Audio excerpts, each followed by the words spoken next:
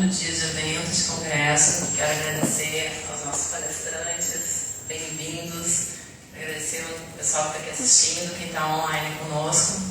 E eu quero começar, antes de tratar de tema super relevante, importante, necessário desse painel, fazendo uma homenagem da SPDD.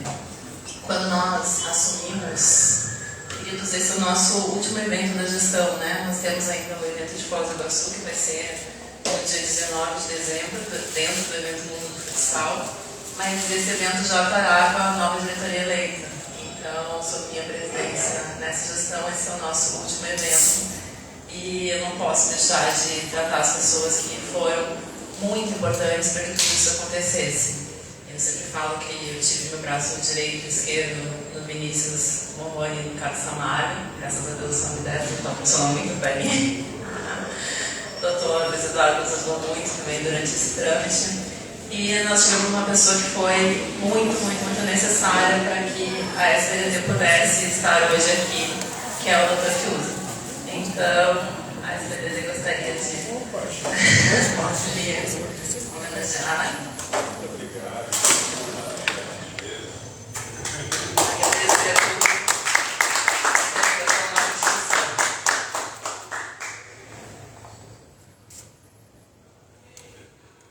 E conforme diz aqui, você falou.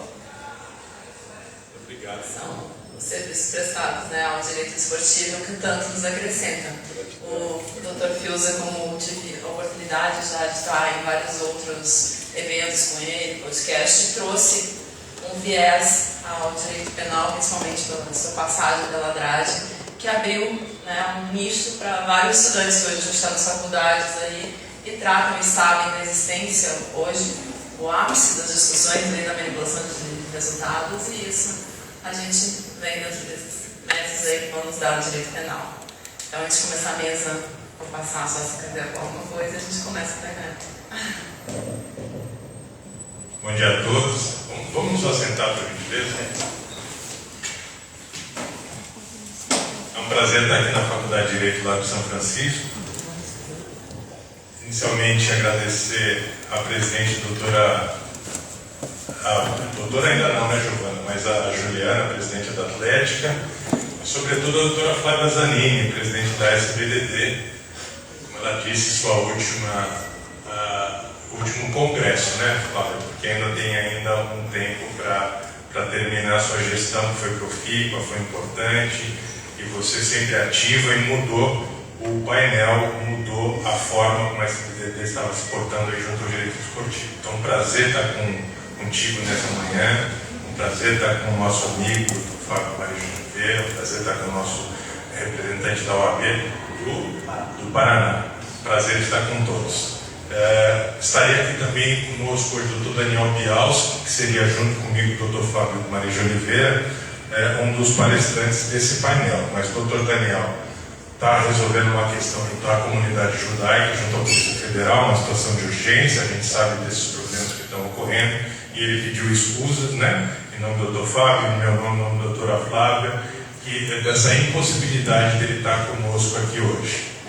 Então, nossos agradecimentos iniciais à SPDD, à Atlética, aqui da casa, 11 de agosto, e é um prazer estar aqui nesse auditório, na sala dos estudantes dessa faculdade centenária e tão querida por nós. Eu gostaria de inicialmente falar, Giovana, se você puder, próximo, acho que foi esse primeiro? Tá. Então, inicialmente vou falar sobre o fundamento constitucional do nosso tema de hoje. Então a gente tem lá, vamos falar sobre direito penal, vamos falar sobre segurança, então está lá o artigo 144 da Constituição e o 217 também, que fala sobre esporte, né? A segurança pública é dever do Estado, direito e responsabilidade de todos, exercido para a preservação da ordem pública através dos seguintes órgãos.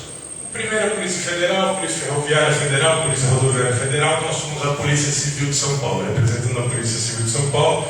Nós somos um dos órgãos responsáveis pela segurança pública.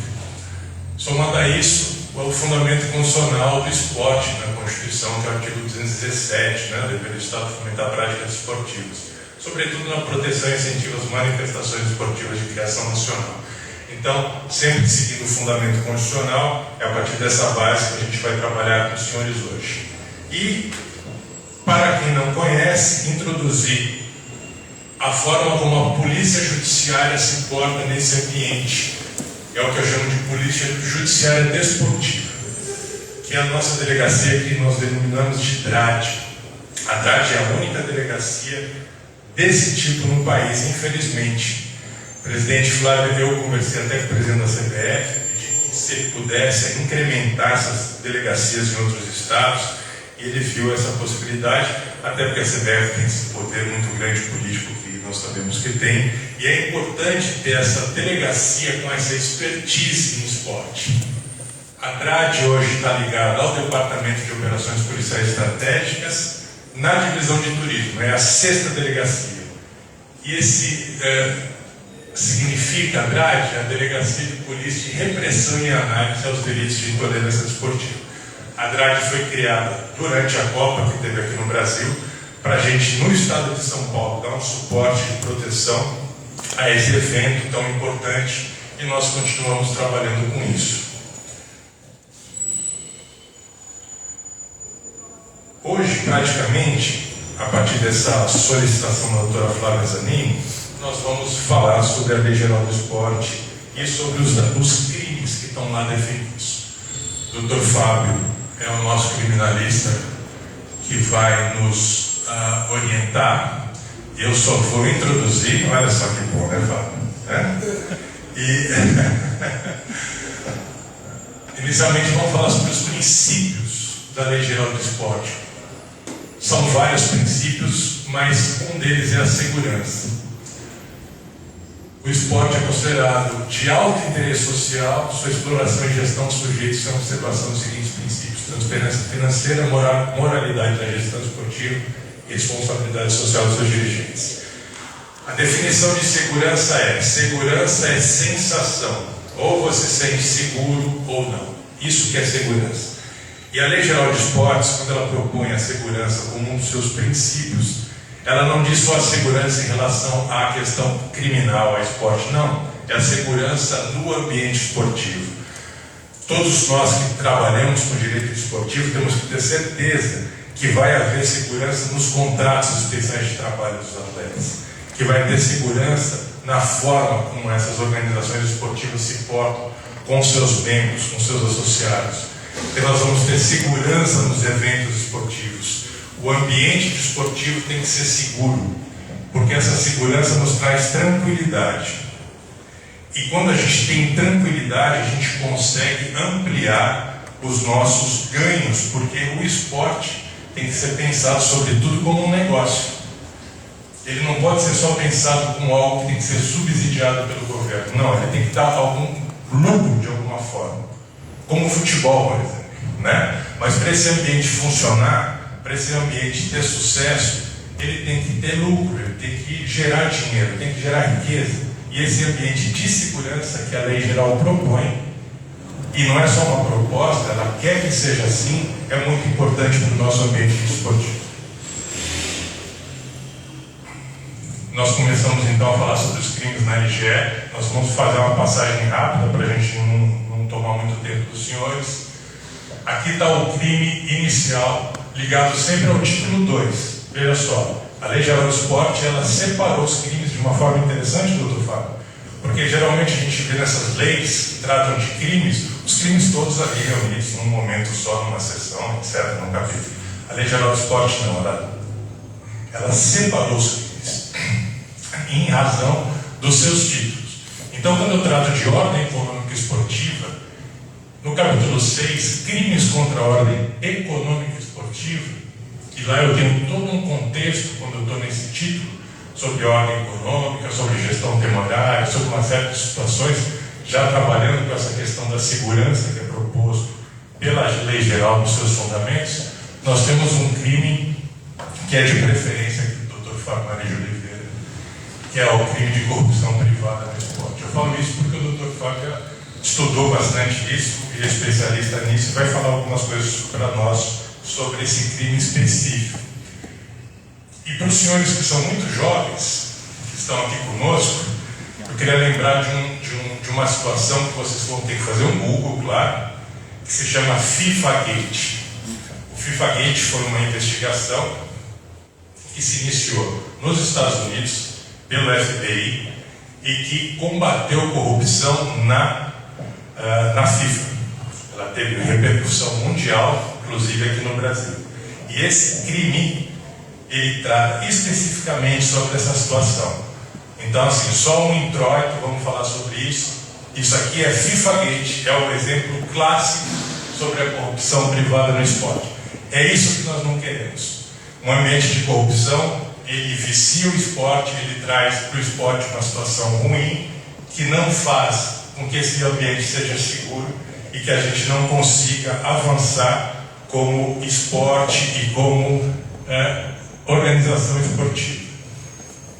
Na sequência, doutora Flávia, nós temos ali no capítulo 6 ainda os crimes na relação de consumo em eventos esportivos. 166, 167, eles são o tradicional crime de cambismo. Ele não usa esse termo mais, doutor Fábio, né? Ele fala lá sobre crimes na relação de consumo em eventos esportivos. Vender ou portar para venda ingresso de evento esportivo, tá? Taylor Swift não entra aqui, só evento esportivo, por preço superior ao estampado no bilhete. E o 167, fornecer desviar ou facilitar a distribuição de ingresso para venda a preço superior ao estampado no bilhete. O crime de corrupção, o anterior, ele é um crime de difícil investigação, mas de possível investigação. É um crime que a gente... essa lei, lembrando a todos, é uma lei de junho desse ano. É uma lei muito nova. Mas o crime de corrupção anterior é um crime que a gente tem que ter uma investigação muito profunda, com uma série de circunstâncias, e aí a gente consegue tipificar, encaminhar isso para a justiça. Os advogados criminais conseguem, a partir dessa investigação da Polícia Civil, entender o que está acontecendo, e nós temos uma forma de controlar a corrupção. Aqui, no cambismo, é uma investigação muito mais simples, só que aqui a gente tem um grande problema, que é uma somatória de duas coisas do ser humano que são complicadas, que é desejo e valor, dinheiro. Por mais que a gente combata esse tipo de situação, as pessoas sempre vão querer, no último momento, participar daquele evento esportivo, sem passar por essa cadeia tradicional de compra do ingresso. Inclusive, nessa lei nova, a lei determina que essa venda de ingressos seja muito regrada. Então, a tendência seria que esse tipo de situação diminuísse. Mas ela é muito de difícil combate, porque esse desejo do ser humano, eu faço uma analogia muito rasteira aqui com o uso de drogas, né? A gente combate o traficante, mas a gente tem um usuário na ponta, né? A gente combate a pessoa que pratica esse tipo de crime, mas a gente tem a pessoa que quer entrar no evento esportivo de qualquer maneira, que não se organizou e procura essa pessoa, sabe onde essa pessoa está. Esse é um círculo muito vicioso e de difícil combate por conta dessa questão do usuário. Mas ele existe, ele está aqui, ele está à nossa disposição, e veja que interessante, né? A legislação penal trabalhando especificamente sobre direito desportivo. Ela fala lá em evento esportivo que não vale para outro evento. Aqui, senhores, uma inovação na Lei Geral de Esportes, a questão dos crimes contra a propriedade intelectual das organizações esportivas. Esse ponto aqui, para os senhores que vão trabalhar na área criminal aqui em São Paulo, nós não vamos utilizar a DRAD, a Delegacia de Repressão e Análise dos Delitos de Intolerância Esportiva. Por quê? Porque aqui existe uma delegacia específica que combate esse tipo de situação, que é uma delegacia do DEIC, é a Delegacia Antipirataria do DEIC. E aí,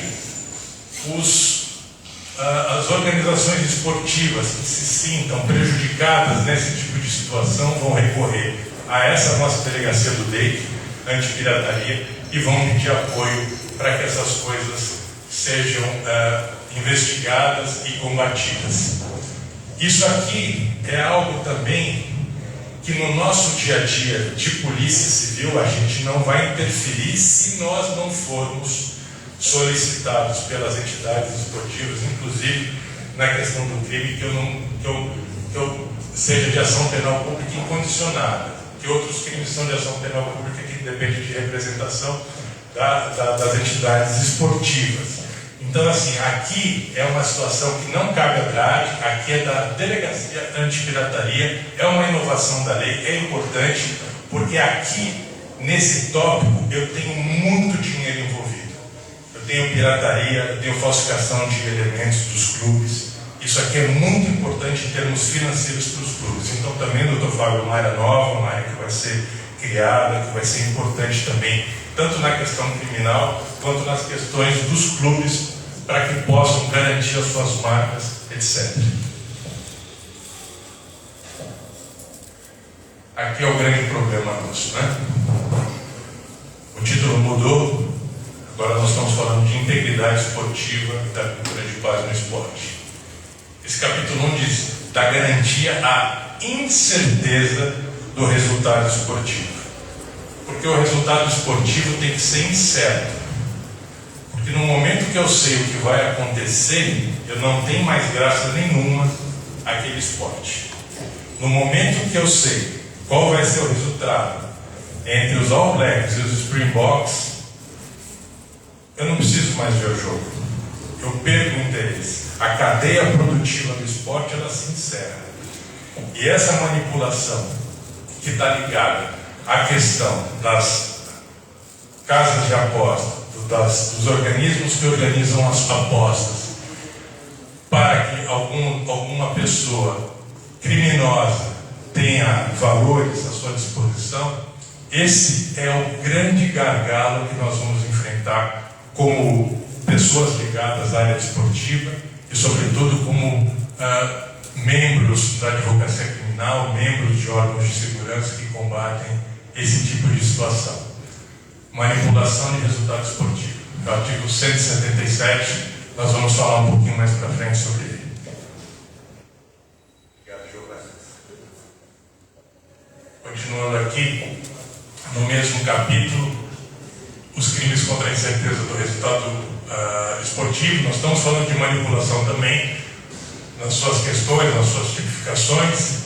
E nós temos aqui o artigo 200, senhores, que eu saio dessa questão da corrupção passiva ou ativa e entro numa situação um pouco diferente, né?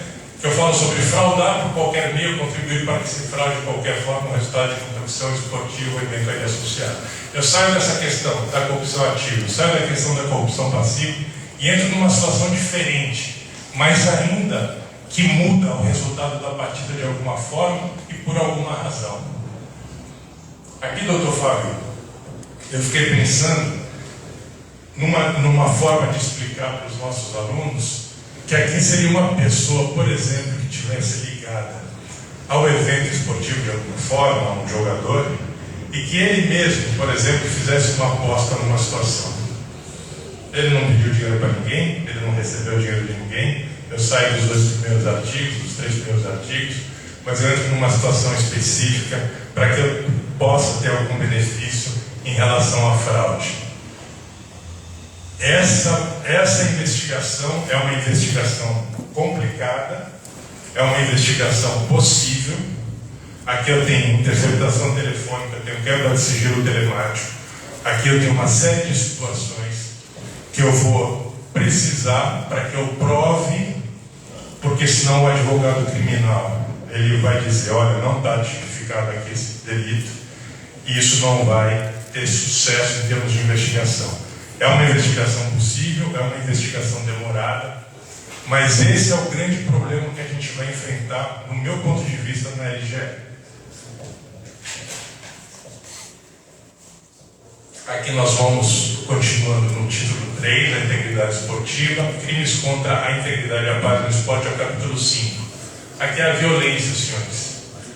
É a violência ligada ao evento esportivo. Por promover tumulto, praticar e incitar a violência, invadir local restrito aos competidores, aos árbitros e seus auxiliares e eventos esportivos. Esse é o dia a dia da justiça desportiva, esse é o dia a dia da questão de investigação criminal em eventos, em grandes eventos esportivos. Isso é um grande problema também. Então, esse tripé da corrupção, da manipulação de resultado e da violência, é isso que vai impedir que o futebol e outros esportes eles possam ter uma questão de ter um sucesso no seu fim. Isso também é de combate. Esse é um combate mais tranquilo, é uma investigação mais tranquila, mais possível, né? E de dia a dia nosso, não tem problema nenhum, mas tem algumas coisas também que a gente vai falar um pouquinho mais na frente. Doutor Fábio, para manipulação de resultado, para esse grande problema nosso, eu queria só fazer um contexto, que é o seguinte. Esse relatório da CBF foi feito pela Ernst Young em 2019, a pedido da CBF. Lá ela diz o seguinte, nesse relatório, doutor Fábio, doutora Flávia, eu tenho no Brasil 7.020 clubes. Eu tenho 556 amadores e 874 profissionais ativos. Os demais vão estar inativos, mas eles existem e estão cadastrados na CBF. Nós temos 360 mil atletas registrados no país. São registros CBF. Desses 360 mil, 90 mil são profissionais. Eles estão sob a égide do Contrato Especial de Trabalho Esportivo. E aqui, doutor Fábio, é o problema que a gente enfrenta, é o celeiro do nosso problema em relação aos atletas sobre manipulação. Porque veja, 88% desses 90 mil, doutor, recebem até 5 mil reais. Quase 60% recebem até um salário mínimo. Então, essa é a realidade do esporte futebol no Brasil. Isso que a gente vê, o Neymar pousando de helicóptero na Granja Comari, isso aqui, o Neymar está nesse último 1% aqui. Caso ele estivesse aqui no Brasil. Então, essa não é a realidade do futebol. A realidade do futebol é lá em cima. 55% recebem um salário mínimo. Esse é o campo para uma proposta para o atleta que não recebe nada, porque às vezes nem o salário ele recebe. O clube não paga. A associação, os sindicatos dos atletas, as federações estão sempre preocupadas com isso e às vezes nem o salário mínimo é percebido pelo atleta. E aí eu tenho um campo para aquela pessoa sofrer um assédio de manipulação de resultado. Doutor Fábio, 7% desses profissionais recebem 80% do total dos salários. Isso aí não é uma coisa do outro mundo, isso é um microcosmo do Brasil, aquela questão da distribuição de renda, aquela luta nossa, para que as coisas melhorem, etc. Somado a isso, nós recebemos agora no final do mês, doutora Flávia, esse ofício circular da presidência da CBF, os presidentes de federações estaduais e os membros de Tribunal de Justiça Esportiva de futebol, dizendo que a PF fez um convênio com a CBF para tratar sobre manipulação de resultados. De que forma? A Polícia Federal vai receber toda a informação que a CBF tem sobre a questão da manipulação de resultados. E o que a CBF tem sobre isso? Ela tem um projeto, ela tem um contrato com uma empresa chamada Esportes Radar. A Esportes Radar, ela faz, através de algoritmos, uma avaliação nas casas de apostas sobre alguma aposta diferenciada que está ocorrendo. Porque nesse São Paulo e Santos houve essa brutal diferença do contexto da aposta que seria normal. Isso é um algoritmo que está fazendo, uma inteligência artificial. Esses relatórios recebem uma gradação de problema pouco a grandes problemas, e esses relatórios vêm para os tribunais de justiça desportiva para serem avaliados. Então, assim, como é que nós trabalhamos? E agora vamos um pouco para a justiça desportiva. nós avaliamos no seguinte forma: a gente entende que aquilo é só um início, aquilo é só um relatório de inteligência, e a partir daí, doutor Fábio, a gente tem que ter um inquérito do CPJD. E a gente tem que entender se isso realmente aconteceu. Porque se não for assim, eu não consigo penalizar o atleta. Da mesma forma, esse relatório na carta circular está dizendo que vai ser encaminhado para a Polícia Federal e para os ministérios públicos locais do jogo, que, claro, vão propor uma abertura de inquérito na delegacia local, etc. E se não tiver uma investigação correta, uma investigação profunda, eu não consigo penalizar ninguém. Então, a CBF tem esse início de cooperação com a Polícia Federal. Veja, a Polícia Federal não é o organismo correto para isso. Isso foi um pedido do presidente da CBF ao ministro da Justiça. O ministro da Justiça entendeu que era o caso. A Polícia Federal instaurou um inquérito-mãe a partir daquela situação que houve em Goiás. O MP de Goiás trabalhou muito bem, por acaso, e a PF está atuando. É uma questão política, do meu ponto de vista, mas a atribuição natural dessa investigação são das polícias civis. Então, esse, senhores, é o contexto atual da manipulação de resultados aqui no Brasil. Giovanni. Violência esportiva. É importante que os senhores saibam o seguinte: a grade, ela tem uma expertise sobre violência, sobre investigação de violência, que é muito importante. Nós temos um departamento na Polícia Civil, que é o Departamento de Inteligência, que é o responsável por criar os nossos sistemas, e esse departamento criou para nós, DRAD, um programa de investigação baseado nas torcidas organizadas. Porque a torcida organizada, ela sempre teve os seus membros cadastrados. Nós temos todos os cadastros dos membros de todas as torcidas organizadas de São Paulo. E esse programa faz, não vou adiantar muito, mas faz uma análise disso tudo quando eu tenho casos de violência. Então eu chego muito rápido nos autores de violência. Então isso foi uma tratativa da DRAD junto ao DIPOL. Então essa expertise nós temos. Alguns dos nossos policiais, doutor Fábio, foram de torcida organizada. Então a gente tem hoje essa questão da torcida organizada muito bem posta. As torcidas organizadas, elas nos auxiliam, isso é importante dizer. Elas cooperam muito com a Polícia Civil, elas não querem ver seu nome ligado a certas situações, até porque elas respondem civilmente, solidariamente nessas situações. Aqui eu faço uma menção, que nesse ano foi feito pela Avon, junto com o Fórum Brasileiro de Segurança Pública, uma pesquisa sobre violência contra mulheres, e chegou à conclusão que quando o time local joga, aumenta-se em até 30% os casos de ameaça e violência contra as mulheres. Isso ocorreu aqui no Brasil em 5 capitais, em 3 anos de pesquisa. Então, assim, essa relação diz que o futebol, essa associação entre homens, esportes e violência, e o futebol acaba sendo, doutor Fábio, uma espécie de catalisador de frustrações. E os homens, nessa situação de violência, acabam descontando nas mulheres. E para encerrar, um pensamento aqui tirado de uma tese de doutorado do professor Flávio de Braga. Essa tese chama Futebol, uma guerra controlada. Ela diz que a psicologia do esporte, que o homem ama o esporte porque ele pode matar, doutor Fábio, o seu adversário sem derramamento de sangue. É uma expiação, uma forma de catalisar frustrações, mas de uma forma positiva. E o futebol, nesse caso, é um instrumento civilizatório para a paz.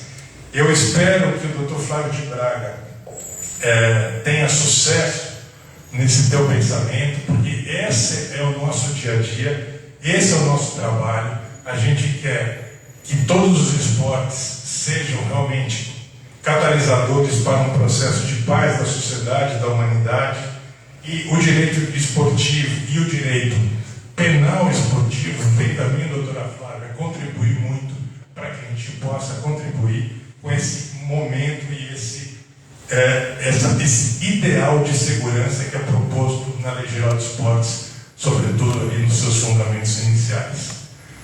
Só para agradecer a todos, Giovana, eu deixo aqui meu e-mail e caso alguém tenha alguma dúvida, eu estou sempre à disposição.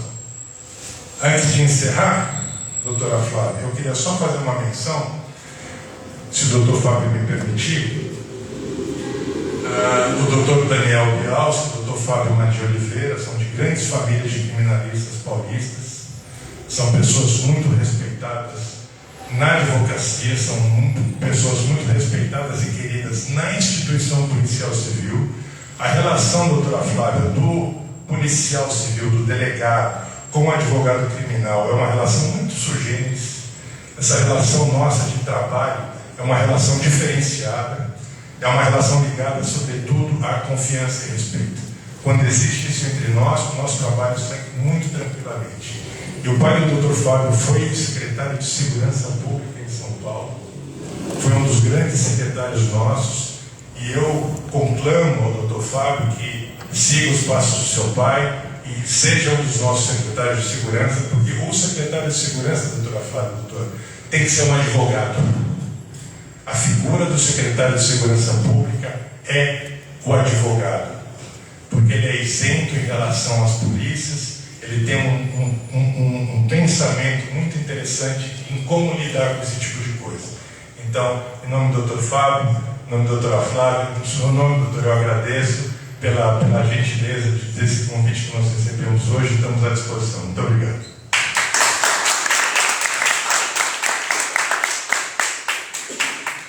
Muito obrigada, doutor. Sempre uma aula incrível. Eu aqui ouvindo, agora eu fico escrevendo às vezes no celular quando eu estou ouvindo, porque antes a gente ficava anotando as perguntas para fazer depois, né? Agora a gente fica, nossa, quer falar sobre isso, quer falar sobre isso, então no final aqui a gente vai abrir para umas perguntas. Eu tenho algumas para o senhor. Mas ouvindo assim, esse finalzinho da sua fala, eu lembrava, eu escrevi uma vez um artigo sobre torcida única e torcida mista. E foi um estudo muito interessante, porque eu sou do Rio Grande do Sul, né? E a gente foi na contramão. Quando os estados começaram a trazer a torcida única como uma solução para dentro do estádio, a gente misturou. E o Sul é um lugar que tem uma rivalidade muito grande entre Grêmio e Inter, e diminuiu muito no início essa questão do estádio, de poder ter um espaço neutro para quem quisesse. Tinha, claro, o pessoal do Grêmio, o pessoal do Inter, e assim iam juntos. E virou uma coisa familiar aqui no ambiente misto. Eu várias vezes fui, porque eu tenho um fica do Grêmio, fica do Inter, e a gente ia, cada um com sua camiseta, e passou a haver um respeito. E nisso foi aumentando os lugares. Depois eu vou fazer uma pergunta sobre essa questão do entendimento da torcida única, principalmente pela como é que fica isso dentro da polícia, né? Mas foi aí um aulão, tenho certeza que ainda aprenderemos mais aí com as perguntas. Eu sei que o doutor Eduardo também queria fazer algumas perguntas para o doutor Fiuso, mas já que vocês estão nesse embalo, eu vou passar a palavra aqui para que siga o doutor Fábio. Eu vou, como advogado, eu vou deixar que o doutor Fiuso se junto para falar em pé. A gente gosta, né? Ficar andando de um lado para o outro.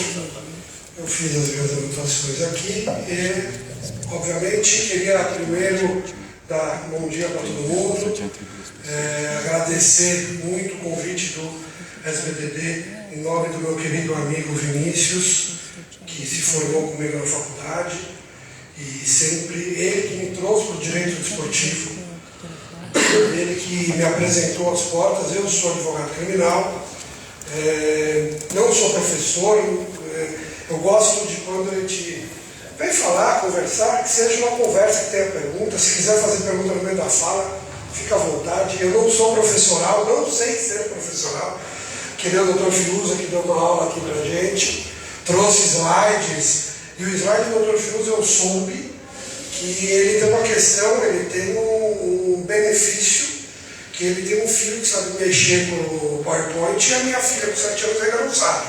Então por isso eu não trouxe. Peço excusas a todos. Já estou pondo minha filha no coque, né? Na próxima eu ligo para ele. O Henrique é meu chefe da TI. É isso, na próxima eu ligo para ele para ele fazer para mim. Ótimo, muito obrigado. E a fala do Dr. Fiuza foi tão boa e tão gostosa e tão intrigante de ouvir em alguns momentos, que eu fui anotando algumas coisas que nós combinamos a falar de corrupção, mas eu vou falar de outras coisas também. Queria agradecer muito à doutora Flávia, obrigado por todo esse evento, o doutor Eduardo Vargas, muito obrigado. Te ver pessoalmente, nós nos conhecemos virtualmente, agora presencialmente. Doutor Fiuza, e até uma brincadeira aqui, fazendo referência, Eduardo Vargas tem nome de craque. O doutor Fiuza também. Aqui poucos sabem que a referência é um pouco mais restrita. O irmão dele foi da Seleção Brasileira de Rugby e eu sou presidente da Federação Paulista de Rugby. Então, exato. A referência do Springboks ao Flex teve uma razão de ser. Teve uma razão de ser. Porque, obviamente, apesar de eu sou muito... Eu gosto de futebol desde sempre, sou conselheiro do São Paulo Futebol Clube, mas eu também tenho a minha paixão que é o rugby, e por isso veio essa doce referência feita pelo Dr. Fiuza. E vamos lá, eu sou advogado criminal, trabalho já há bastante tempo com isso. Como já dito, por conta do Vinícius, eu comecei a conhecer o direito desportivo e nele sou vice-presidente da Comissão de Direito Desportivo da Ordem dos Advogados de São Paulo. E quando o Vinícius me chamou para falar um pouco nessa palestra aqui, nessa conversa, eu fiquei pensando o que eu ia falar, né? E aí um passo muito importante dentro da Lei Geral do Esporte, acho que um passo fundamental para a gente foi a corrupção privada. E aí eu vou falar um pouco do FIFA-Gate, o Dr. Fiuza já disse, mas a corrupção privada era algo que era muito necessário ter, porque nós tivemos um escândalo que é o FIFA-Gate. O FIFA-Gate teve mais de 30 pessoas presas, 3 presidentes da Conmebol envolvidos, presidente da CBF preso, enfim, foi algo extremamente vultuoso, né? E isso ficou no esquecimento e nós tivemos casos dentro do Brasil, alguns, Cruzeiro, Inter, Vasco e outros clubes, de possíveis, eu não vou dizer que foram ou não foram, porque a gente tem todo o devido processo legal e tudo que deveria, autodefesa, mas nós tivemos diversos casos no Brasil que, se tivesse uma tipificação como a que tem hoje, nós teríamos eventualmente uma punição, eventualmente uma condenação àqueles que fizeram e praticaram as condutas eventualmente delituosas. E aí eu faço só um ponto um pouco mais técnico, que antes, quando se fazia uma denúncia contra alguém que eventualmente fosse descoberto o desvio de dinheiro no clube, numa instituição desportiva, de organização desportiva, ia muito no caminho de um crime chamado furto qualificado. E quando ia para o furto, você tem, além de uma pena muito baixa, você tem uma questão de enquadramento muito complicado, porque não se enquadrava, né, doutor Fiuza? Acho que ele não, a tipificação não era exatamente o que era feito pelos dirigentes ou para quem fosse que fizesse. Isso teve diversos momentos, com dinheiro em conta de gente, e você não conseguia adequar conduta com tipificação legal.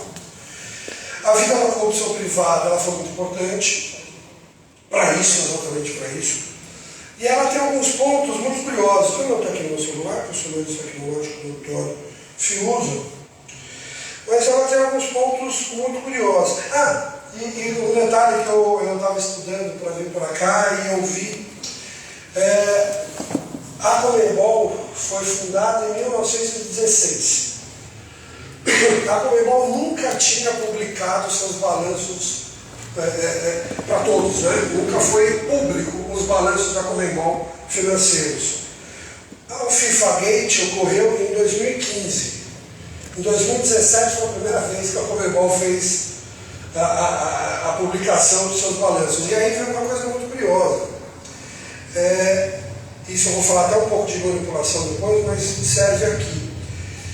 O brasileiro é acostumado, eu estou falando do brasileiro lato sensu, né? Estou generalizando. A gente é acostumado, e aí, obviamente, não é uma crítica a nenhum discurso da Polícia Civil, mas a gente é acostumado a combater o crime. E muitas vezes o discurso, e aí eu vou indo um pouquinho mais no viés criminal, né? O discurso punitivista que é vendido em televisão, em campanhas políticas, vamos punir. E a gente esquece de uma questão simples, que é uma questão simples entre aspas, que é uma questão de prevenção. Muitas vezes você combateria crime prevenindo que ele ocorra, com boas condutas, né? E aí você vê publicação de balanço, transparência. Eu tenho um querido amigo que participa desses institutos que fazem ranking, se as instituições, se as confederações têm integridade, que é a do Soul Sport, e ele fala que uma vez ele ligou para a Confederação de Boxe e falou: eu não achei no seu site o seu estatuto, você poderia me mandar, por favor? Ele, secretário, por quê? O que você quer saber do nosso estatuto? Então, toda essa parte de ter uma corrupção é bom porque você consegue ter como punir os responsáveis. Mas a gente nunca pode se esquecer da prevenção. Eu acho que é mais importante do que a punição. Quando entrou a LGE, que entrou há muito pouco tempo, a corrupção privada, ela veio, e aí eu até estava debatendo um pouco com o Dr. Fiuza ali na porta, e é muito curioso, eu não sei quem está aqui nos ouvindo presencialmente ou virtualmente, tem um conhecimento do direito penal, mas é muito curioso. No direito penal, você tem a corrupção passiva, que é o fato, é o ato, não vou lembrar exatamente, eu sou ruim de decorar, mas é você solicitar uma vantagem devida. Então é como se fosse uma corrupção educada, doutor Vargas. Então eu sou educado, você pode, por favor, me dar o dinheiro para eu não fazer aquilo? Né? No português mais popular seria assim. E a concussão, que é um crime também, tá? Os crimes contra a administração pública, a concussão, ele é a corrupção do mal educado, do bruto, da trombada, que é o exigir. Então eu não estou solicitando, eu não estou pedindo, por favor. Eu vou e falo, me dá, senão não vai acontecer problema com você. E no Código Penal há essa diferenciação entre o educado e o bruto. Obviamente estou sendo irônico aqui, até que está gravando, estou sendo irônico, todos estão errados. Mas há essa diferenciação. E o legislador, quando criou o crime de corrupção privada no esporte, ele fez um ovo mexido, ele misturou tudo. Ele pôs o educado com o mal educado e o exigido solicitar estão juntos. Eu não sei se ao final, no caso prático, isso vai mudar algo. Sinceramente eu não sei. Mas foi curioso essa mudança de forma de colocação do crime se comparando com o Código Penal. Eu também queria, sobre esse tema também. Um outro ponto que eu acho que é importante, que eu vivi isso, em um diálogo com um parlamentar sobre, antes de ter até a homologação, a vinda da LGE, eu conversando com o parlamentar, falei da importância, esse parlamentar, ele tem um conhecimento no mundo jurídico, e eu conversando com ele sobre a importância de ter um crime de corrupção privada no esporte, e falando de casos que tiveram, que ao final não teve condenação, porque não tinha como você juntar atos com notificação. Aí, eu conversando com ele falou, não, vamos pensar em alguma coisa que você consiga, aí veio a LGR, mas olha, doutor, eu acho que é importante estar dentro do esporte. De uma lei do esporte. Por quê, doutor?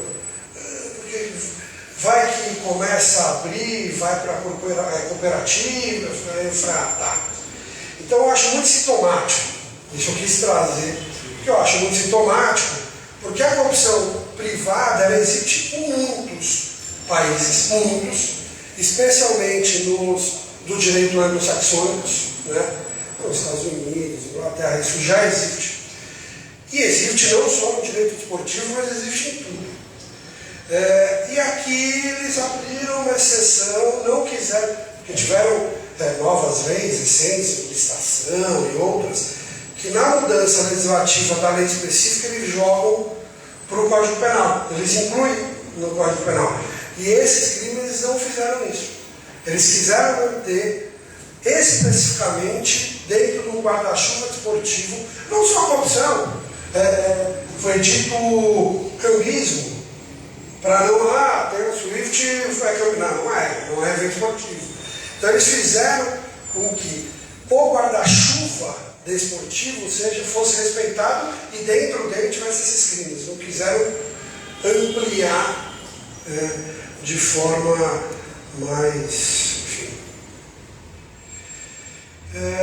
Aí, e aqui, doutor Fiuza, doutor Eduardo, doutora Flávia, eu quero debater, tá? Vamos conversar, fazer perguntas e vamos discutir. E eu vou indo um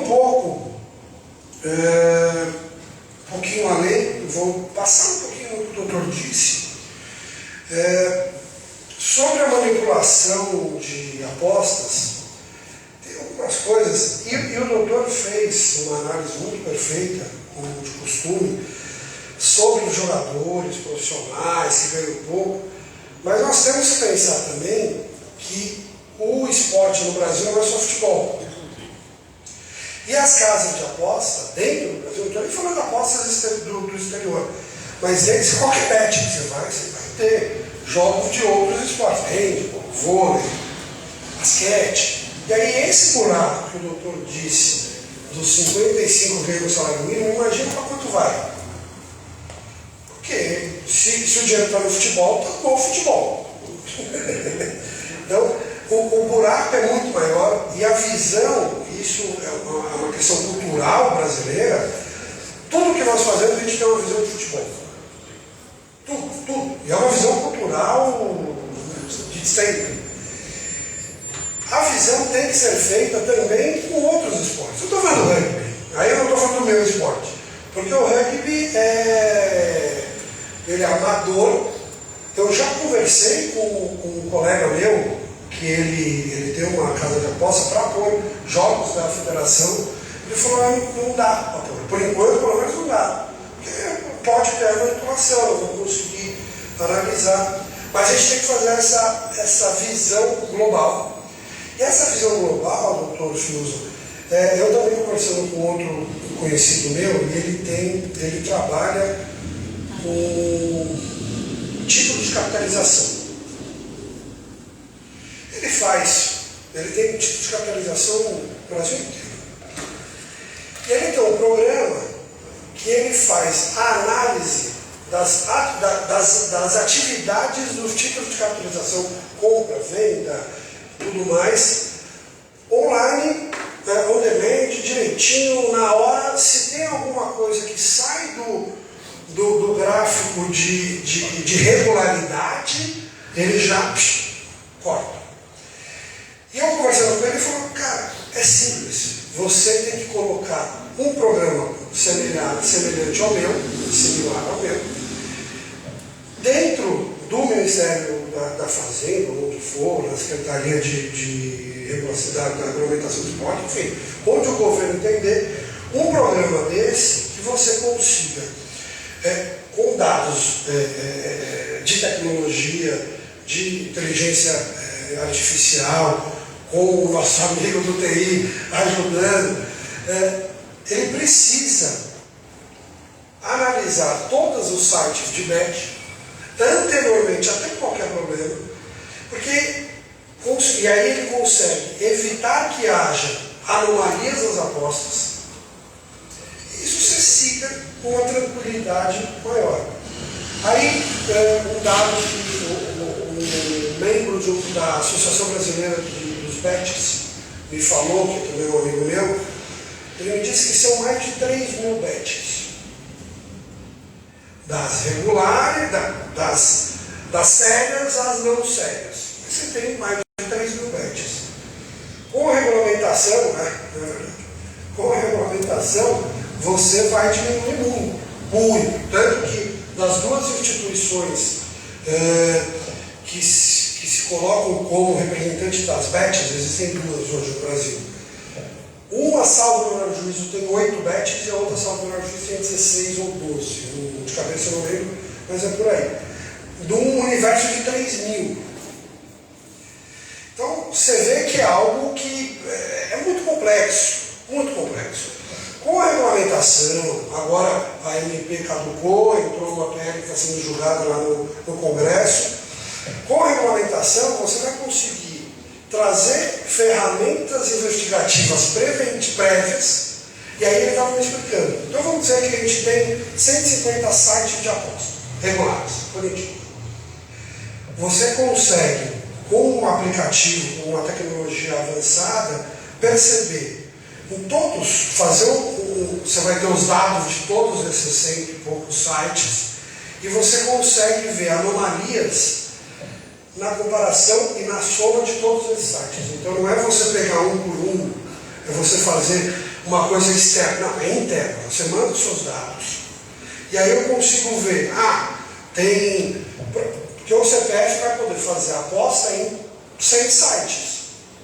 Ele não precisa pagar 3 milhões num site só. Ele divide os 3 milhões em 100 sites. Se você não tiver uma inteligência para juntar informação, você não vai ver, vai passar desapercebida a manipulação. E aí, isso é um dos pontos que eu queria comentar. Outro ponto que eu acho muito curioso, que é o título. Eu não tinha parado para pensar nisso. Estou pensando agora e pondo para debate no Eduardo. O título do crime de manipulação fala, o capítulo, salvo melhor juízo, fala em insegurança do resultado do esporte. Não é isso? Giovana, você consegue pôr para a gente? O próximo, acho. Ou mais dois. Mais um. Então prevenção. Da garantia a incerteza do resultado esportivo.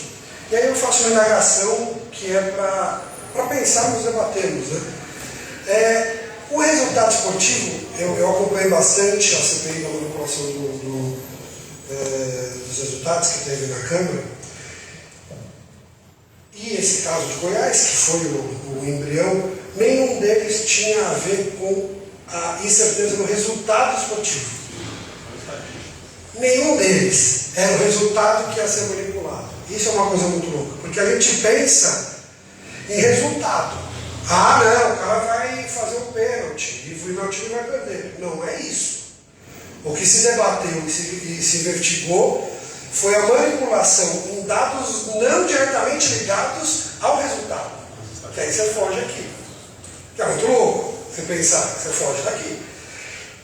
E você tem uma questão, né, que a gente vai poder ficar debatendo esse tema por horas e horas. Mas você teria uma saída simples e muito chata, que é você tirar apostas que não sejam de resultado.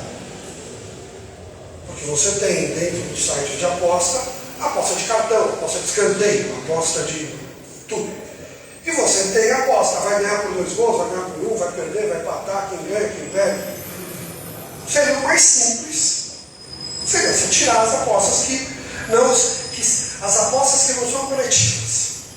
Isso é manter as coletivas. Mas aí você pensa, pô, não tem, né? A gente não consegue controlar algo que não seja exatamente a insegurança do resultado, mas sim a insegurança da própria partida, de todo o resto ali que está inerente.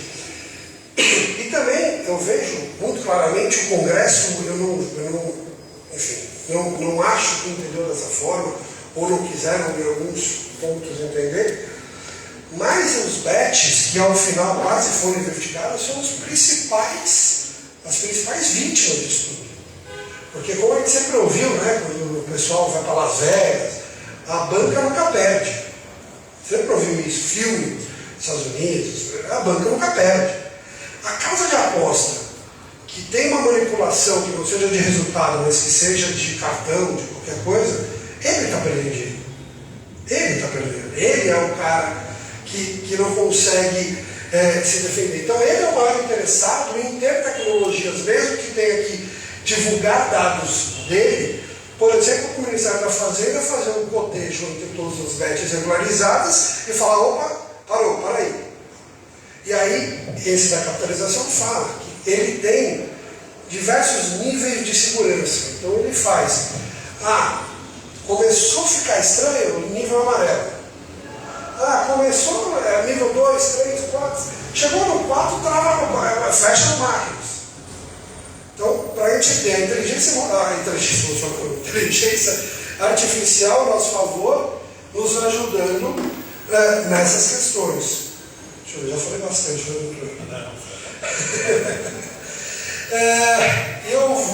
acho que eu já falei bastante. Eu só tenho mais um ponto muito curioso que o doutor colocou sobre a violência doméstica, e a violência do cara aumenta quando o time joga. Teve uma pesquisa, aí eu fiz só por referência mesmo, tem a ver com a violência doméstica.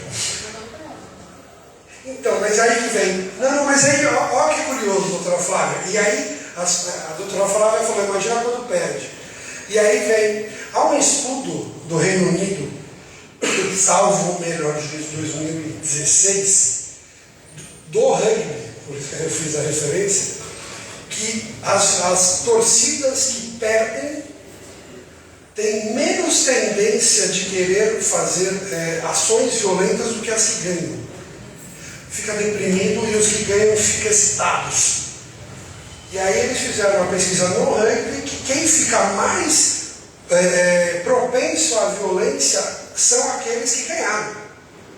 Porque ele vai beber mais, ele está animado, e aí aí não tem ciência nenhuma, deve se casar com a pesquisa apresentada pelo Dr. Fiuza, dessa exaltação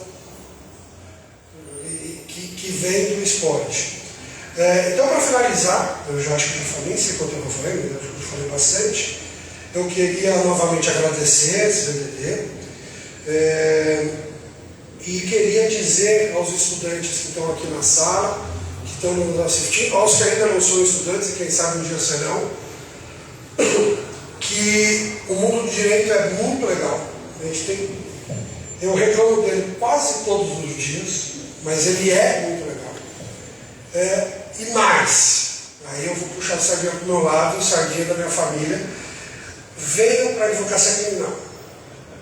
O desportivo você trabalha junto, mas venham para a advocacia criminal.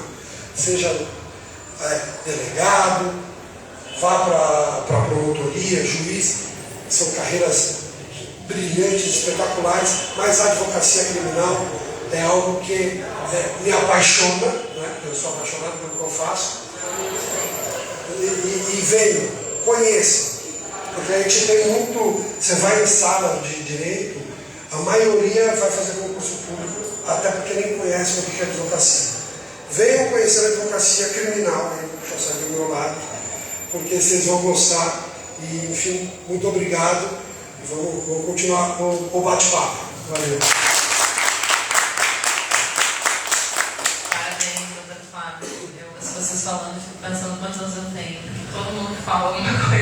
já passei, já estudei. Eu estava no rugby, graças a Deus, antes da tábua de penalidades no tribunal, e eu fazia uma aplicação indireta, transformando jogada violenta em ato hostil, porque nós temos um entendimento que muitos esportes são de impacto. O nosso entendimento, muitas vezes, quando não existia, para quem não sabe, que o rugby é um esporte que tem uma coisa única, que é uma tábua de penalidades, que é onde foi criado uma aula. Sério? Olha, gente, ele fez. eu aplicava e falava, gente, por que alguém não faz isso? E que existem tendências, poucas pessoas sabem isso, mas tipo assim, rugby, a pessoa tomou o cartão amarelo. O cartão amarelo, a pessoa sai, dá uma pensadinha na vida, fica um tempo ela volta. Então o entendimento, né, quando a gente está julgando assim, foi um ato gravíssimo. Se fosse um ato gravíssimo, não seria o cartão amarelo, não seria. Então eu fazia muita analogia na época, passei muito perrengue para fazer voto aí, porque eu falava, um esporte de impacto, quando a gente vê lances de vídeos, isso é um lugar violento, não, isso é um ato hostil. E eu só trouxe essa questão do rugby, agora eu ouvi vocês falarem, porque aí que penso quantos anos eu tenho, né? Eu trabalhei na Secretaria de Segurança com um deputado federal que foi ministro do esporte e também trabalhei com vários outros secretários de segurança que não tinham vínculo com o esporte. E o olhar é muito diferenciado, né? O Eduardo, que eu acho que é dos poucos da sala que conhece, eu trabalhei com o José Otávio Germano, que foi ministro, e a gente tinha toda uma questão, quando o Fiuza falava aqui também de saída de eventos esportivos, não só dessa questão do aumento da pirataria de venda, mas também dos táxis, na época não tinha Uber, a gente estava funcionado, que horror. Mas de ter aquela tarifa obrigatória, como acontece hoje, né? A gente está saindo, eu estava saindo do Fluminense Inter, esses dias do Maracanã, para pegar um táxi, você parava e o cara fala, né? R$200, R$300, né? E é aquela dificuldade.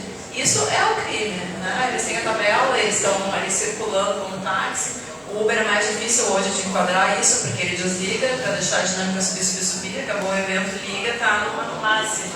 Né? Isso são práticas. E tudo isso, quando você busca regular ou busca controlar, existe dificuldade hoje de frequentar eventos pela questão do acesso.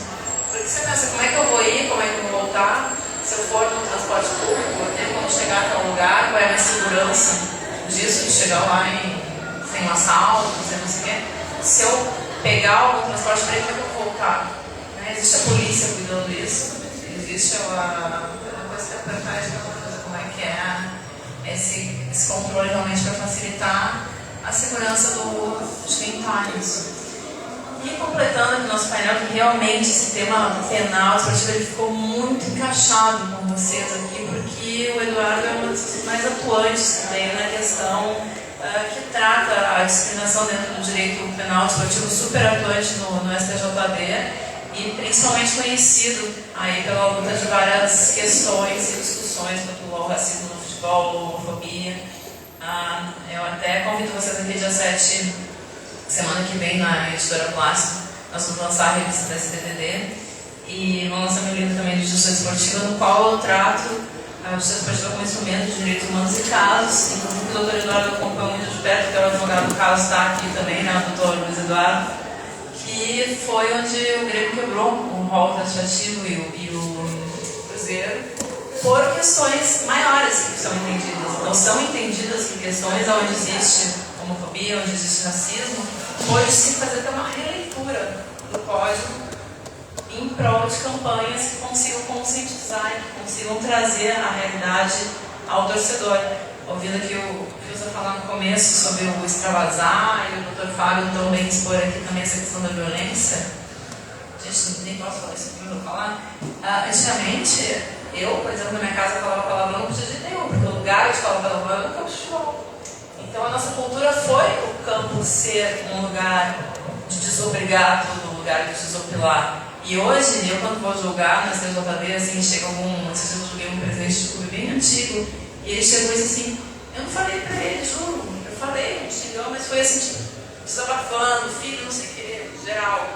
E a gente entende isso, porque as pessoas mais velhas foram criadas assim, nós somos educados assim. E hoje a gente está tendo essa reversão, né, que o Eduardo está tanto fazendo parte, que a gente vinha de casa, por exemplo, eu falo no estágio, hoje o estágio tem que nos educar para circular, para não cometer esse tipo de coisa. Então eu vou passar a palavra para o doutor Eduardo, que continue Obrigado, doutora Flávia. Bom dia à senhora. Bom dia aos amigos componentes da mesa, doutor Fiuza, uma referência do direito desportivo penal, do combate à criminalidade que permeia o desporto como um todo. Doutor Fábio Mariz, uma referência no direito penal aqui em São Paulo, em todo o país, veio de uma família de penalistas e a gente está muito honrado de poder fazer parte dessa mesa. Parabenizo a SBDD, na pessoa da nossa presidente, doutora Flávia Zanini, e também doutor Vinícius Mogoni, um incansável, que sempre tem feito um trabalho de orgulho na divulgação do direito desportivo e no fomento ao direito desportivo. Saúdo a todos os alunos que aqui estão presentes, meu colega Dr. Luiz Eduardo Barbosa, também referência no direito esportivo, e aqueles que nos acompanham de forma virtual.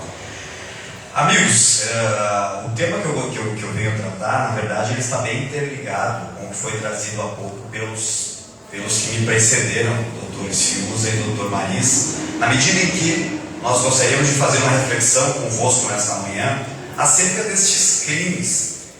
Também eu gostaria depois de fazer alguns apanhados com relação à manipulação de resultado, com relação à violência, propriamente violência física, de agressão, mas também uma reflexão sobre os crimes de intolerância, que o doutor Fiuza capitaneou e capitaneia a Dragem com muita maestria, e também eu creio que esteja dentro do órgão de atuação de Vossa Excelência, neste sentido, para que nós entendamos o que tem acontecido com o mundo, o que tem acontecido com o planeta nesse sentido. Nós temos percebido, doutor Fiuza, uma prática cada vez mais recorrente de crimes de intolerância, de ordem racial, de ordem sexual, crimes de gênero.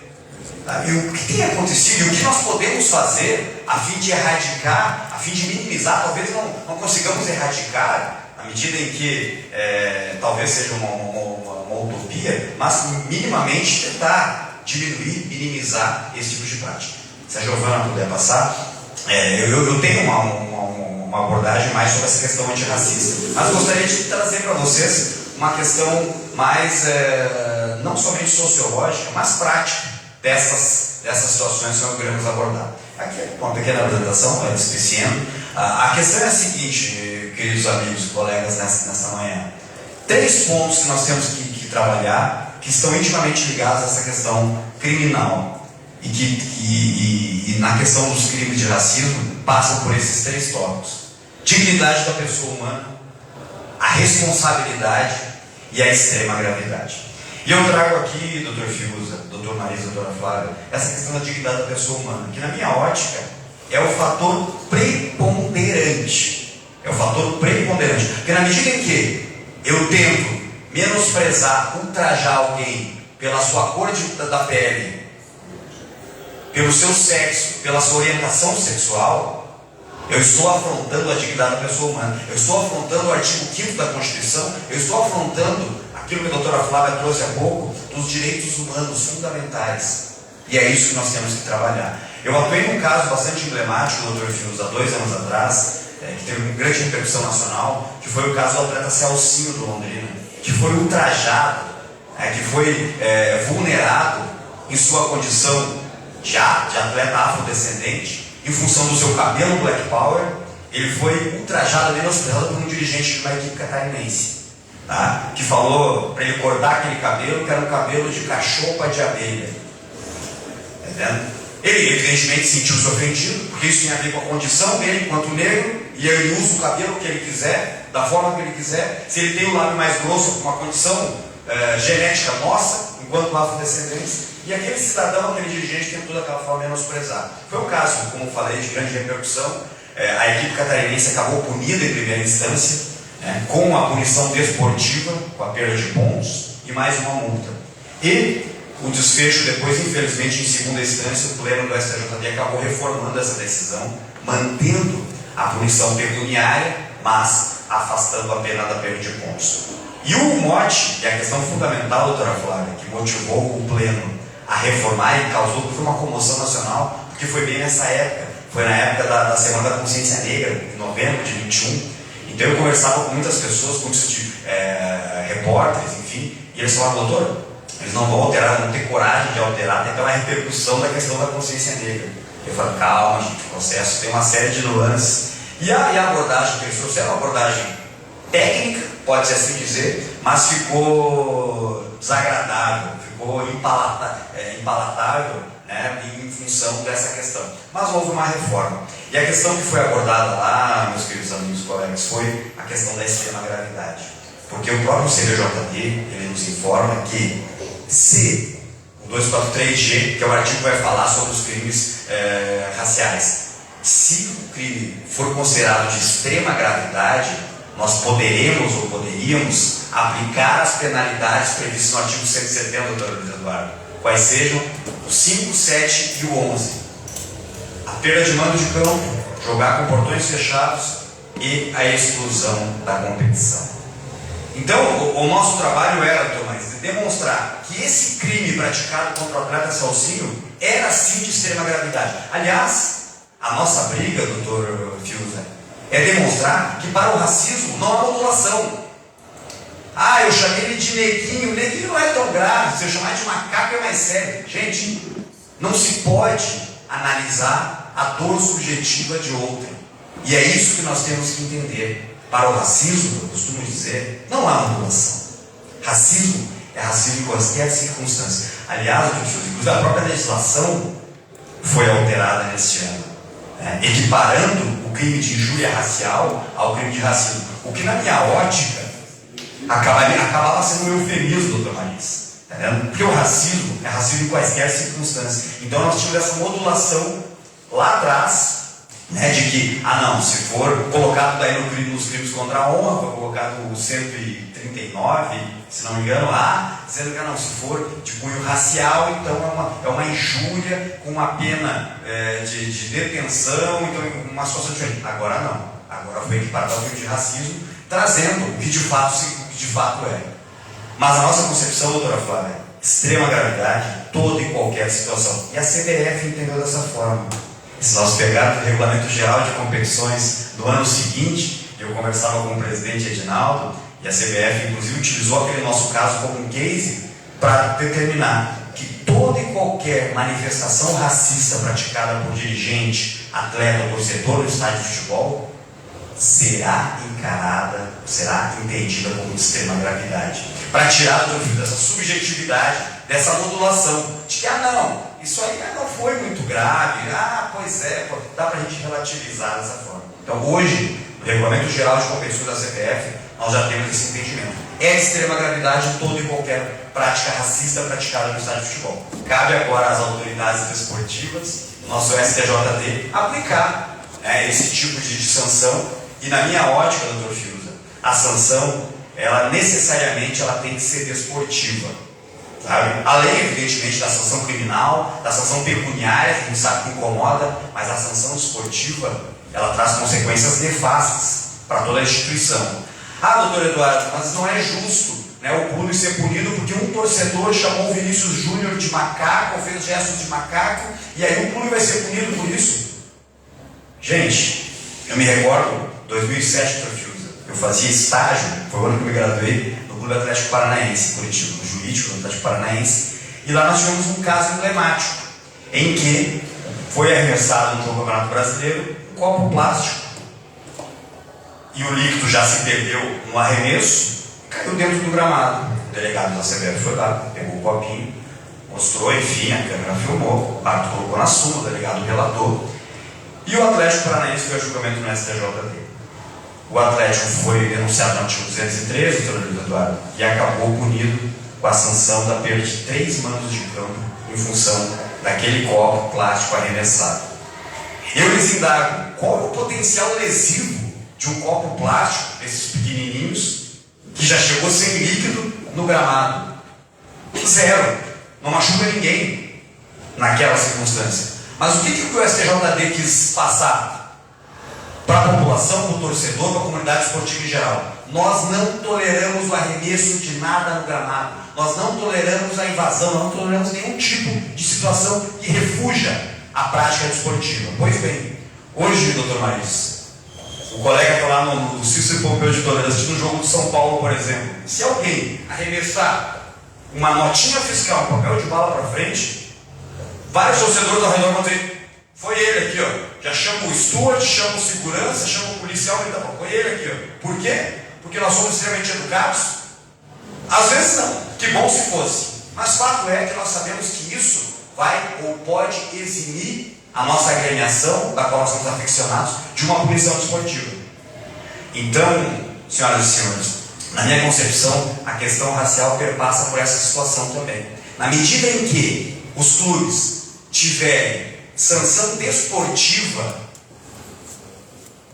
e percam e tenham a possibilidade da subtração de pontos, talvez o clube comece a se despertar. Talvez o torcedor do lado, ao perceber uma prática racista, ele mesmo vai identificar e vai chamar: foi o fulano aqui, foi o cidadão, tá? E aí nós passaremos a ter talvez uma diminuição nessa prática nefasta, ultrajante, que afronta a dignidade da pessoa humana, assim, que é a prática racista. Giovana, se quiser passando, eu não vou falar sobre todos os slides. Ali eu tinha uma situação do Celcinho. Aqui nós temos um atleta, um ex-atleta da seleção francesa, Lilian Thuram, que tem feito uma luta incansável também contra o racismo. E o que ele pede aqui, gente, é o seguinte: que as pessoas precisam se responsabilizar, Fiuza.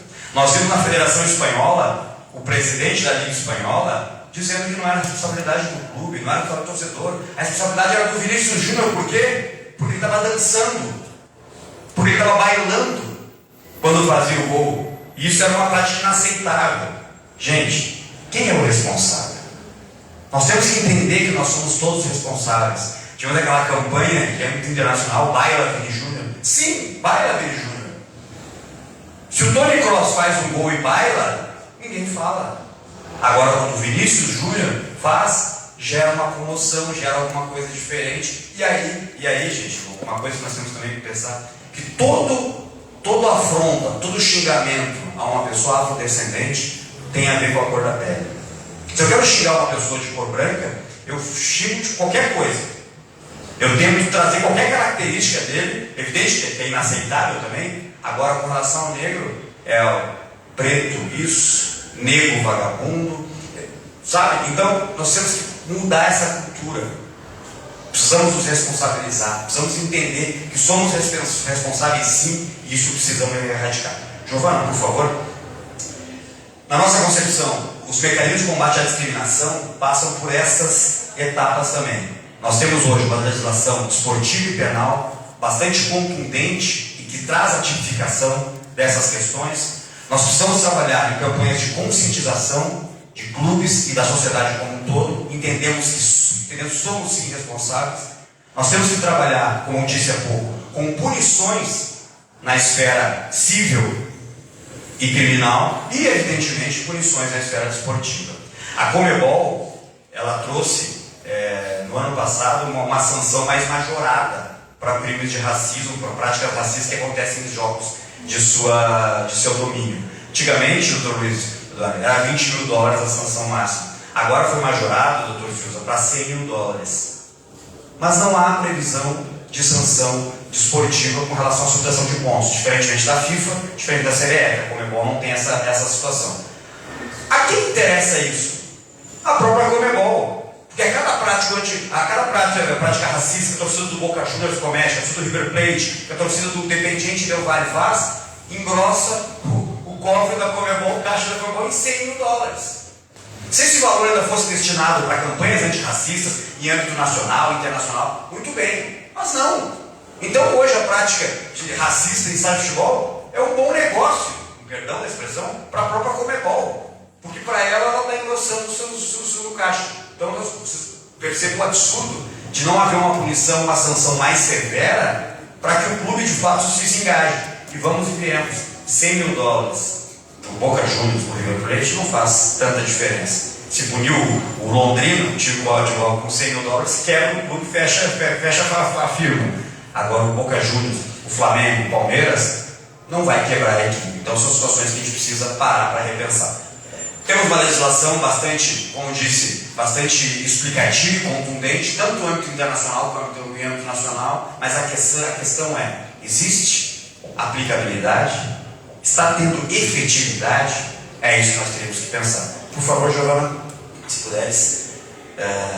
Também, pode adiantar. Nós temos, como disse, uma legislação bastante contundente, todavia, infelizmente, ela não tem sido aplicada.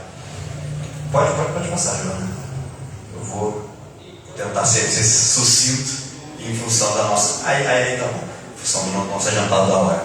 As campanhas de conscientização, pessoal, elas têm que existir, evidentemente. O Dr. Maris trouxe aqui que temos que trabalhar de forma preventiva, prevenindo. E evidente, nós temos que analisar como na disciplina de Michel Foucault, na questão de vigiar e punir, sim, mas nós temos que pensar no caráter que a pena nos traz, Dr. Fiuza. Na nossa concepção, é o caráter dúplice. O caráter punitivo, sim, mas também o caráter pedagógico, o caráter didático, a fim de que aquele infrator ele não reincida naquela prática, não reincida naquela conduta, a fim de que eu, enquanto torcedor, veja que o meu colega foi punido e isso me desestimule a eu cometer aquela mesma prática. Então as campanhas, sim, elas têm esse papel de conscientizar, da sociedade como um todo ver que, cara, isso não é tolerado, isso não é aceito.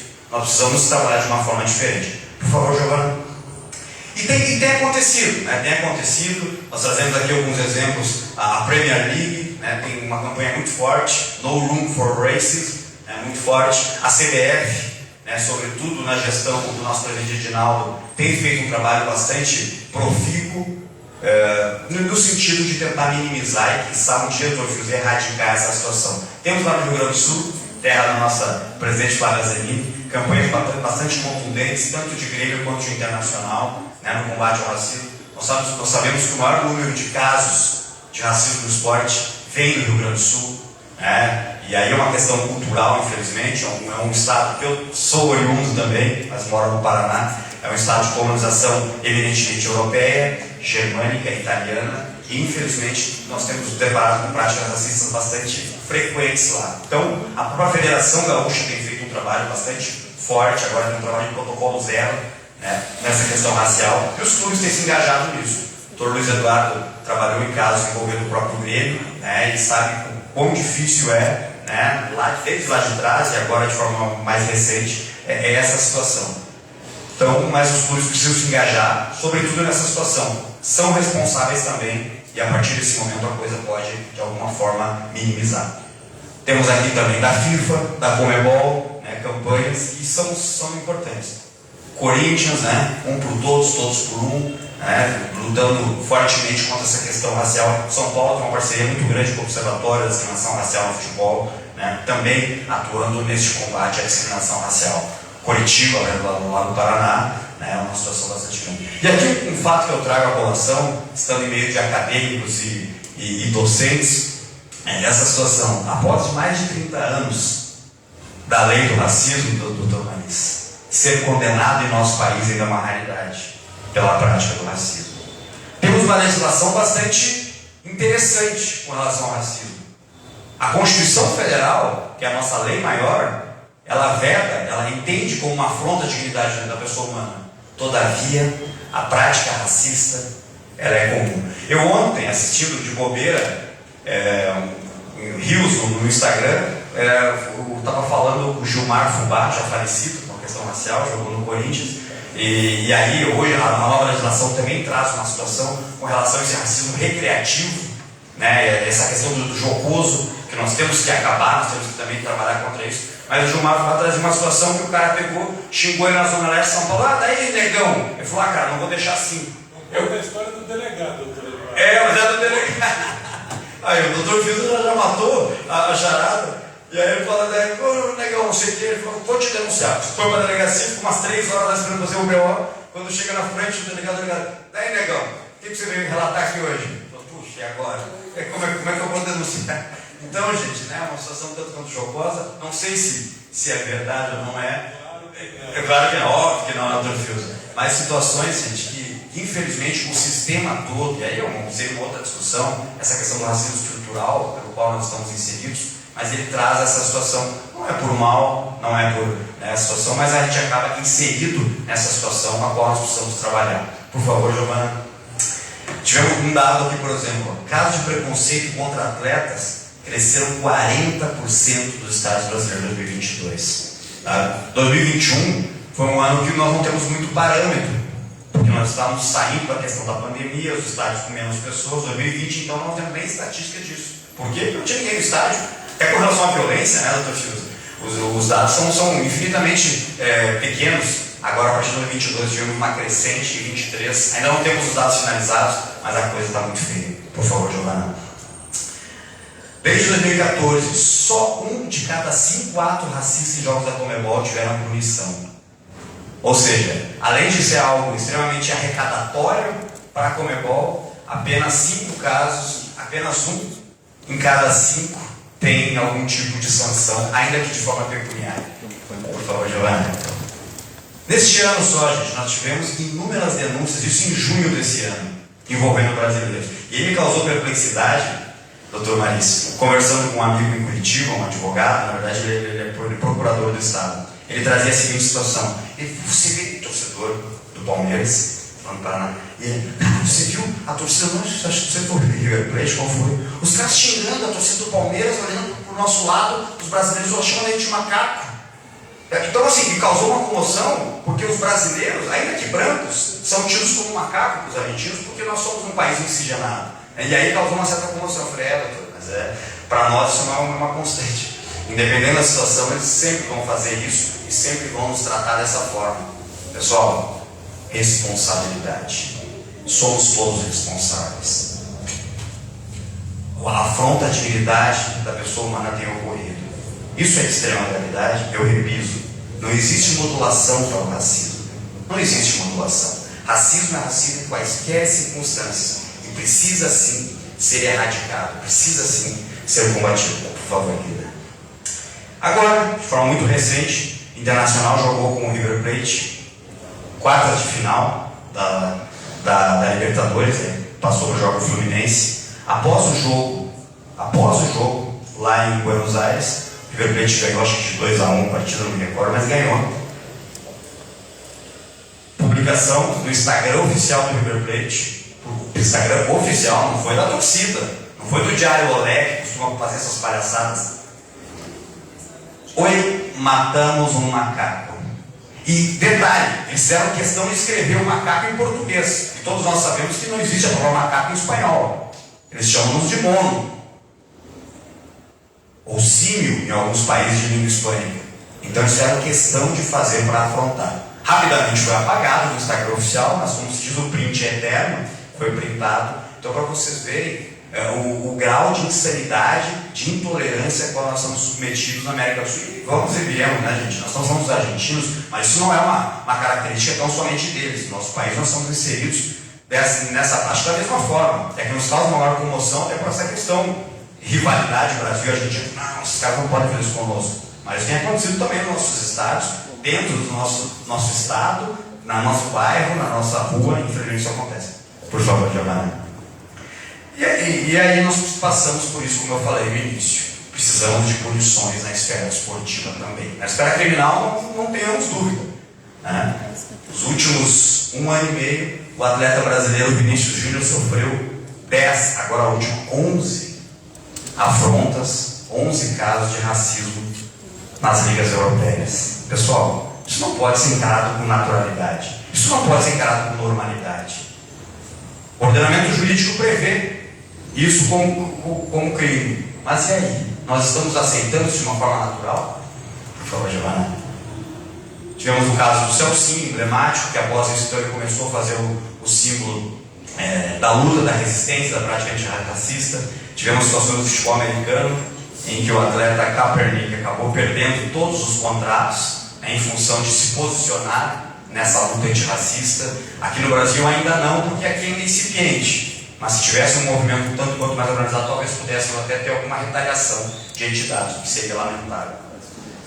Aqui é aquele caso que eu comentei com vocês anteriormente, né, em que na primeira instância a gente conseguiu a punição da equipe do Brusque numa pena, uma pena pecuniária e também na perda de pontos, mas infelizmente depois, pode passar, Giovana, no pleno acabaram devolvendo os 3 pontos para o Brusque e a situação, e a pena pecuniária foi majorada, o que não resolveu. Pois não. Eu quero só completar, porque esse caso do Brusque é um dos casos que eu cito no meu livro, esse que está lançando semana que vem sobre a justiça esportiva, e para consolar aqui o Eduardo e vários advogados, né? nem sempre o nosso voto é vencedor, mas a gente tem votos que mudam o pensamento, né? No pleno, graças a Deus, a gente tem o Maurício e o professor Teus que dão realmente uma aula de dignidade humana. No meu livro, acho que tem 3 folhas do voto, dessa questão do cabeça de cachopa. E eu te digo que um dos meus primeiros casos de relatoria no TJD do Rio Grande do Sul foi um caso que eu sempre frequentei estágio desde pequeno. E foi um caso no Novo Hamburgo, que eu tinha ido na semana anterior no jogo, eu tive que passar com a minha credencial, que a gente dá, né, a carteira lá para provar que é do tribunal. Eu passei por 3 seguranças para chegar no local para assistir a partida. E na semana seguinte chegou essa denúncia, que foi o local aonde se ofendeu o jogador, que chamaram ele de macaco. Eu, fazendo meu voto, era relatora, baseei, colocando que o nexo que eu trazia da responsabilidade do clube era a questão de que a pessoa que xingou estava num lugar limitado, no qual tinha que passar por várias seguranças que não existiam, como normalmente os clubes alegam, foi alguém de outra torcida, a gente não sabe quem foi, como aí o Eduardo bem colocou, né? Hoje tem muito essa coisa de identificação, mas na época não tinha. E eu coloquei a responsabilidade da multa que eu trago ao clube vem, porque foi um lugar que a gente tem que apresentar a credencial e a pessoa estava em um lugar VIP do clube. Eu dei uma multa na época de R$8.000, até hoje eu brigo com o procurador-geral, que é o mesmo, que é o Alberto, porque a procuradoria no tempo pediu para baixar, em razão da capacidade econômica do clube, que na semana seguinte enfrentaria uma final contra o Inter, e não tinha dinheiro, o estádio não tinha a capacidade necessária para receber a final. Eu dei uma multa de 8 mil, eles entenderam que era muito alta. Na semana seguinte, eles gastaram 15 mil para colocar as arquibancadas que não foram utilizadas, porque se entendeu que eles não tinham capacidade de receber a final do jogo em Caxias. Então, essa luta, que também muitas vezes era dos jogados e é comprada por vários auditores e por outras pessoas que atuam tentando corrigir, né, não tem muitas vezes essa intenção. Hoje eu acho que essa questão de, como eu também coloquei, né, no livro do 243G, onde o auditor foi o Maurício Neves da Fonseca, que é extremamente sensível às questões raciais e de homofobia, ele colocou a exigência de que fosse 30 dias um clube e 60 dias outro clube, com campanhas, né, que nem sempre tem a efetividade que nós gostaríamos, porque muitas vezes, no caso do LGBT, coloca uma abraçadeira e o jogador nem sabe o que está fazendo, as pessoas não entendem, mas não entendem o que gerou aquilo, né? E o clube agora, quando ele explica, entende o que gerou, vai. Hoje a gente vê nos placares, é muito legal, durante todos os finais a gente viu passando, né? Não joguem fogos, não prejudique seu clube, ter essa conscientização do jogador. Eu só queria te falar sobre esse teu trabalho, né? Que normalmente o legal não é a gente falar sobre a gente mesmo, os outros falarem sobre a gente. Esse trabalho do Eduardo gerou votos, como o do Maurício e do Paulo, que acabaram fazendo com que as pessoas todas repensassem, ainda que fosse depois da decisão, né? Mas serviu para outras decisões aí. Só me lembrou aqui, estava pensando, e eu lembrei de um caso do rugby. Eu, como criminalista, eu sou absolutamente contra a pena exemplar. Exemplar, vou dar exemplos. Eu não estou falando. Não, a exemplar. Mas a pena educativa, que foi dito pelo doutor, ela é fundamental. A exemplar, ela normalmente ela tem um cunho de mostrar para os outros que se você fizer, você vai sofrer. A educativa, você está fazendo, olha, você fez, mas você está errado. Você tem que aprender que o que você fez não está certo. É um prisma um pouco diferente de algo parecido. E nós tivemos um caso de racismo no Brasil, no rugby, que eu saiba, né, que ocorreu no Rio Grande do Sul. E a punição, até teve um problema no STJD, enfim, mas eles fizeram, o próprio time de Bento Gonçalves, eles fizeram um trabalho muito bonito de trazer uma comunidade, não lembro exatamente que era, mas uma comunidade afrodescendente da região, lá da Serra, para conversar com os jogadores, e eles fizeram diversos encontros, tanto os jogadores ensinando a filosofia do rugby para esse pessoal, e o pessoal da comunidade ensinando toda essa luta antirracista para os jogadores. E não tinha sido jogador racista, né? O que praticou o ato, foram torcedores. Mas eles fizeram até para integrar o presidente do clube, muito amigo, eles fizeram um trabalho muito bonito, educacional. Eu acho que é o que tem que ser feito. Não queria atrapalhar mais. Mas você sabe que quando eu fiz o MBA na GV também, meu trabalho serviu sobre rugby, e o Agostinho Danza na época era o que tinha trazido, estava organizando o rugby no Brasil, e só deixando esse dado aqui para passar para o Eduardo, o rugby fez um caminho inverso no Brasil do que todos os outros países. Eu sou do Sul, né, e a gente é argentino, Uruguai, joga muito rugby, a gente tem essa força na Nova Zelândia, que é um esporte elitizado. Ele é em escolas ricas, tem uns times bons de rugby, né? E no Brasil ele falou assim pra mim, quando eu fui fazer uma pesquisa, um trabalho, brasileiro já não joga rugby, e se joga rugby, joga mal rugby. Aí ele disse, eu comecei a fazer seleções em comunidades, né? E é onde saem os melhores jogadores de rugby. Então acho que nessa... Isso é um fato. O rugby brasileiro sempre foi muito elitizado, nos eventos, e hoje nós temos algo em torno, não sei o número exato, mas na seleção masculina de rugby, nós temos algo em torno de 60% de atletas que vieram da invulnerabilidade. E na seleção feminina, que é a melhor seleção da América do Sul, participa de campeonatos mundiais de sevens, elas são absurdamente melhores do que todos aqui da América do Sul. Algo em torno das 14 jogadoras que vão, dá quase 80% oriundas de projetos sociais de São Paulo, do Paraná, de Curitiba, de São Paulo, do Rio de Janeiro. Então, 80% são de projetos sociais, a maioria são negros, negros e negras. Então, isso foi um caminho realmente feito. Maravilha, pessoal. Obrigado pelas contribuições. Caminhando para o final já, doutor Moura, eu sei que o nosso tempo urge, mas eu apenas corroboro essa situação do rugby. Eu acho que muitos de vocês tiveram a chance de ver aquele filme Invictus, né, que fala sobre o rugby dos Springboks lá na África do Sul, a situação logo após a soltura do presidente Nelson Mandela, e trouxe muito isso, né, da integração do time de rugby com a comunidade, né, num país que vivia um apartheid, uma situação extremamente difícil, e como o rugby conseguiu unir aquela nação, né, para levar a África do Sul ser campeã do mundo na Copa do Mundo, que foi disputada justamente na África do Sul. Eu convido a todos a lerem o livro do filme, chama Conquistando o Inimigo. Fantástico. O esporte nos traz inúmeros exemplos, histórias, e o rugby está aqui para nos trazer. Foi mencionado antes pelo Dr. Fiuza e pelo Dr. Maris, e também um esporte apaixonante para aqueles que tiverem oportunidade. Conheçam, pratiquem, porque é um esporte fantástico. Pessoal, caminhando para o final realmente, eu enfatizo, eu repiso, o racismo é indigno, o racismo é intolerável, e para ele não existe modulação. Precisamos sim trabalhar contra o racismo, precisamos sim trabalhar de forma bastante contundente para essa situação que é sim de extrema gravidade. E entendemos, como disse anteriormente, que a pena ela tem um caráter dúplice sim, o punitivo, retributivo, de retribuir consoante a conduta por ti praticada, mas também pedagógico. Talvez não exemplar, como o Dr. Maris trouxe, não pegar uma pessoa para paradigma e fazer aquilo ali como uma sanção para que nós todos se assustem, mas algo que comece a ser praticado, comece a ser sancionado, e que as pessoas vejam e se sintam desestimuladas a reiterar ou praticar aquela conduta. Um dos problemas do nosso país é a sensação de impunidade. O cara faz porque sabe que nada vai acontecer, e se acontecer vai ser bem brando, bem leve. À medida que nós tivermos alguma sanção mais contundente, talvez isso se altere, talvez isso se mude.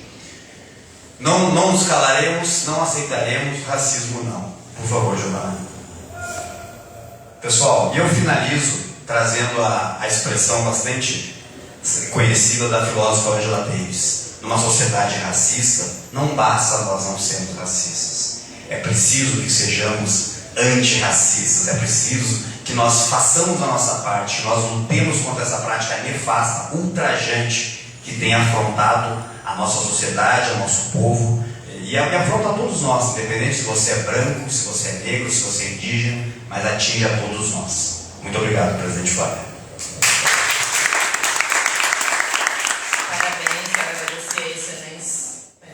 Ficaria com vocês aqui a manhã inteira, a tarde inteira, mas o Vinícius está me olhando como ameaçador, eu estou com medo. Então, quero dizer também que quando eu comecei aqui essa abertura, eu não agradeci a Patrícia Zainac por um motivo específico, porque agora feliz nos chamá-la para essa mesa, a qual ela mandará nos palestrantes, que fazem perguntas sensacionais. Vai ser composta por também painelistas que vão nos manter aqui aprendendo muito. Então, gostaria de chamar a Patrícia e agradecer também, que se não fosse ela, a gente não teria placa, não teria as homenagens aqui. Patrícia, vem aqui, que a bola está com você. Cumprimentar aqui a chegada do meu querido vice-presidente Nicolau, vice-presidente Jaraí, que se molou. Sim, a gente não viu, mas o Vinícius não deixou. Eu chego.